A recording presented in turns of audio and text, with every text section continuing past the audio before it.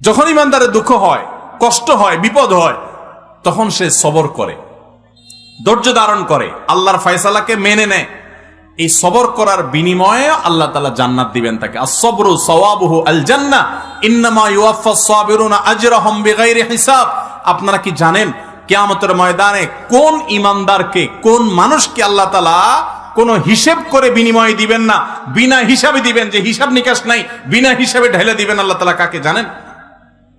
একমাত্র ব্যক্তি সবরকারী। কোন ব্যক্তি?